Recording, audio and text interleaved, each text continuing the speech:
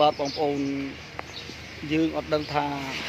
គូក្បាលរបស់ថ្នាក់ដឹកនាំថៃហ្នឹងគាត់គិតយ៉ាងម៉េចទេដែលដើម្បីតែអំណាចគាត់ហ៊ានក្បត់ឧត្តមគតិរបស់គាត់ហ៊ានក្បត់ខ្លួនឯងហ៊ាននិយាយភូតភរដល់ជាតិអន្តរជាតិបាទបើភូតភរទៅដល់អន្តរជាតិហ្នឹងខ្ញុំមិនថាទេអាភូតភរប្រជាជនឯងនេះទៀតបាទប្រជាជនថៃខ្លួនឯងនេះទៀតបងប្អូនបាទនិយាយនោះទៅ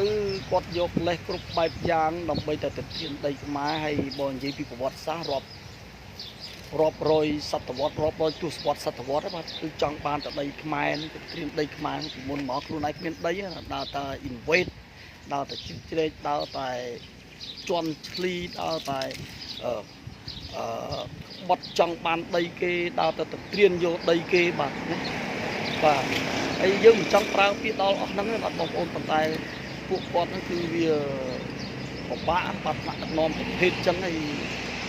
ពិភពលោកខ្លះទទួលស្គាល់ដែរបងប្អូនបាទខ្ញុំអង្គុយឆ្ងល់បាទដើម្បីធ្វើចង់និយាយថាដើម្បីធ្វើសង្គ្រាមជាមួយខ្មែរដើម្បីឈ្លានពានខ្មែរដើម្បីចង់បានដីខ្មែរហ្នឹងបងប្អូនយើងធ្វើចូលតុលាការឬក៏ប្តឹងទៅអង្គការសហជាតិតុលាការ ICJ នៅតែមិនហ៊ានបាទព្រួយពូជចោលមិនហ៊ានទេបងប្អូនចោលខ្លាចតុលាការខ្លាចប៉ូលីសទាហានណាបាទចោលអញ្ចឹងហ៊ានចូលទេគេដឹងតែបានអន្តរជាតិគេដឹងទាំងអស់គ្នាបងប្អូនបាទអញ្ចឹងគាត់នៅតែប្រើល្បិចកលបាទអស់ពីគាត់បលាលួសបលាអីបាទណាចូលទៅធ្វើរីកូននោះទម្លាក់ក្របបែកទម្លាក់បាញ់ផ្សែងពុលគ្រប់បែបយ៉ាងបងប្អូនបន្តបីជំទានដីខ្មែរហើយយល់លេសគ្រប់បែបយ៉ាងគ្រាន់តែការជន់មីនខ្លួនឯងដើម្បីបង្កើតនៅគេថាសិល្បៈចង់ថាចង់ invade ចង់ទៅត្រៀមដីគេចង់ឈ្លានពានដីគេបងប្អូនហើយដូច្នេះគាត់ត្រូវទៅធ្វើម៉េចដើម្បីជន់ក្របបែកជន់ក្របមីននៃខ្លួនឯងដើម្បីបង្កើតសង្គ្រាមមិនត្រឹមតែប៉ុណ្ណឹងបងប្អូនឥឡូវនេះគាត់អត់ដឹងថារកធ្វើយ៉ាងម៉េចបាទដើម្បីឲ្យអន្តរជាតិគេជឿហើយអន្តរជាតិគេឈប់ជឿបងប្អូនគេអត់ជឿលើថៃទេបាទគាត់ថាគេមិនហ៊ាននិយាយព្រោះវាប៉ះពាល់ផលប្រយោជន៍គេអញ្ចឹងបងប្អូនបាទអញ្ចឹងគាត់ធ្វើមិនខ្មិចឥឡូវគាត់ប្រើល្បិចកលមួយទៀតគាត់ថាគាត់វាយប្រទេសខ្មែរយើងគាត់វាយទៅត្រៀមដីខ្មែរយើងហ្នឹងគាត់ថាដើម្បីកម្ចាត់ពួក scammer ពួកបោកប្រាស់តាមអនឡាញបាទណាគាត់ទម្លាក់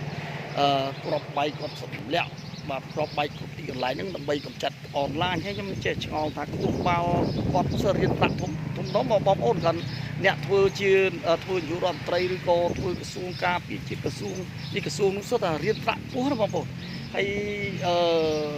គាត់ថាគាត់ដើម្បីកម្ចាត់ scammer អ្នក scammer គឺអ្នកបោកប្រាស់អនឡាញអញ្ចឹងនៅក្នុងប្រទេសកម្ពុជាអញ្ចឹងហើយខ្ញុំថាចុះបើ scammer ចុះគូបានឯ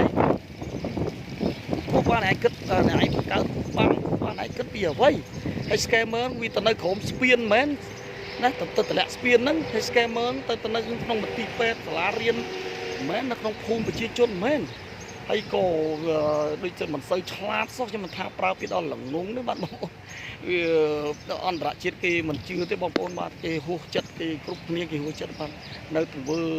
មិនសូវថ្លៃថ្នូររបស់ប្រទេសថៃហ្នឹងបាទបងប្អូនខ្ញុំមិនហ៊ានថាថោកទាបទេបងប្អូនបាទហើយបាទដើម្បីតែអំណាចទេបាទបងប្អូនដើម្បីអំណាចបោះឆ្នោតបោះលូតចិត្តហ៊ានធ្វើអញ្ចឹងបាទខ្ញុំខ្មាស់គេបងប្អូនកើតមកជីវិតនេះគ្មានណាមួយរស់បាន100ឆ្នាំទេហើយទុកគេឈ្មោះអាក្រក់បាទអើយខ្ញុំសោកស្ដាយមែនទែនបាទថ្នាក់ដឹកនាំថៃខ្ញុំសោកស្ដាយមែនទែនបងប្អូនអរគុណបាទវាមិនដែលណាមកបង្ក្រាប scammer នៅក្នុងក្រោមស្ពានទេបងប្អូនតម្លាក់បងប្អូនចាស់ណាស់អរគុណបាទហើយសូមបងប្អូនទាំងអស់គ្នាយើងអាចនិយាយភាសាថៃបាននិយាយភាសាថៃមិននិយាយភាសាខ្មែរដូចខ្ញុំទេនិយាយភាសាថៃនិយាយភាសាខ្មែរឲ្យខ្មែរយើងស្ដាប់វិញអស់ចាស់ខ្មែរយើងដឹងហ្នឹង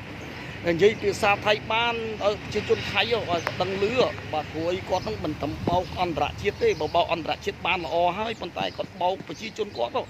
ហើយប្រជាជនគាត់អត់ដឹងទេបងប្អូនបាទបងប្អូនណានិយាយតែភាសាថៃចេះភាសាថៃនិយាយតែភាសាថៃរហូតបាទចូលនៅក្នុង page ចូលក្នុង Facebook គ្រប់ Facebook page និយាយតែភាសាថៃនិយាយឲ្យប្រជាជនគាត់ដឹងថាប្រជាជនគាត់ទម្លាក់ពួកគាត់ហើយបាទគ្មានប្រជាជនគាត់អាចមានចង់ធ្វើសង្គ្រាមទេបងប្អូនបាទអញ្ចឹងខ្ញុំសំណូមពរបងប្អូនអាចចេះភាសាថៃខ្ញុំតិចទៀតខ្ញុំនឹងនិយាយភាសាអង់គ្លេសដែរបងប្អូន បាទភាសាថៃភាសាអង់គ្លេសគុំបាច់និយាយភាសាខ្មែរយើងទេមួយខ្មែរយើងដឹងខ្មែរយើងហើយនិយាយភាសា